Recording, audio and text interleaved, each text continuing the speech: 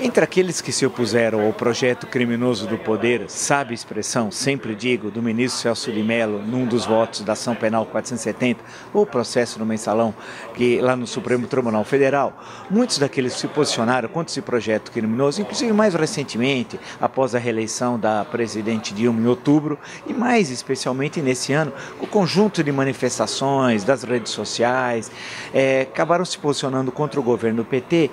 Muitas das suas falas eu sempre me incomodaram, porque eram falas que eu sentia que no fundo eram antidemocráticas, né? Nós temos no Brasil uma tradição, já disse aqui nesse mesmo espaço, de uma convivência muito difícil entre as visões políticas, entre as ideologias políticas existentes no Brasil e a democracia. Isso ao longo do nosso século XX brasileiro. Parece que a democracia era sempre uma dificuldade. Ela é boa quando eu ganho, quando eu perco ela é ruim e tal.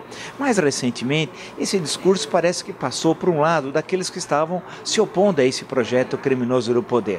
Claro que em todo movimento de oposição do antipetismo, você tem setores democráticos, setores sociais-democratas, liberais, mas também muitos apegaram carona nisso tudo e são aqueles que estavam quase que ali na lata de lixo da história tal. Aqueles que defendem golpe militar, aqueles que têm uma visão fascista da sociedade, aqueles que têm uma visão extremista, aqueles que estão quase que à direita do Gengis Khan.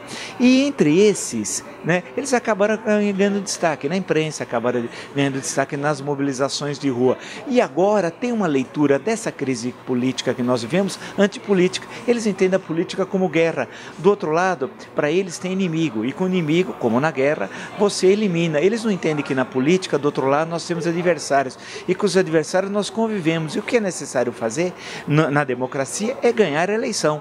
Isso não significa, vale lembrar, que eu estou dizendo que em relação à possibilidade de um processo de impeachment contra a presidente Dilma, que a gente deva dar um passo atrás ou jogar essa proposta no lixo. Não é isso. Mas para se pensar em impeachment efetivamente, se precisa construir politicamente na Câmara dos Deputados, que a Câmara que vai receber, vai permitir a abertura desse processo, que é feito no Senado Federal, tal qual dispõe a Constituição, se precisa construir condições políticas para tal. E no momento, no final do mês de maio, né, essas condições políticas não existem. Uma alternativa apresentada foi uma ação penal, ou seja, que iria para o Procurador-Geral da República, que poderia, caso assim concorde, encaminhá-la ao Supremo Tribunal Federal. Aí você faz um outro tipo de discussão em outra esfera que não passa pela Câmara, mas uma condenação pelo Supremo levaria, evidentemente, a um impeachment da presidente e tal. Portanto, nesse momento em que há uma certa dificuldade da compreensão da cena política, no qual, volto a dizer, já nesse mesmo espaço já falei, fica um clima de nem paz nem guerra.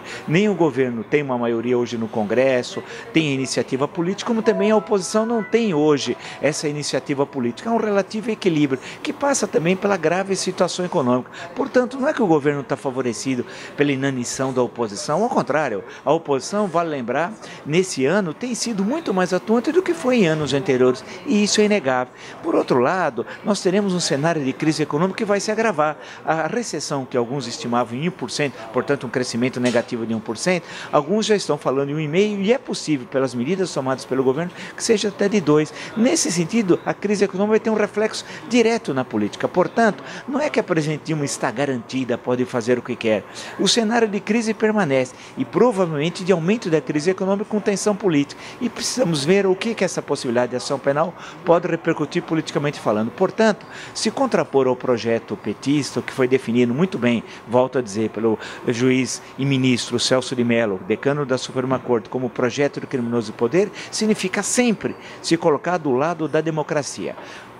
Não há nenhuma saída para a crise política, a não ser no interior do Estado democrático de direito. Portanto, precisamos tomar cuidado. Muitas vezes alguém é contra o que está aí, mas no fundo defende propostas obscurantistas.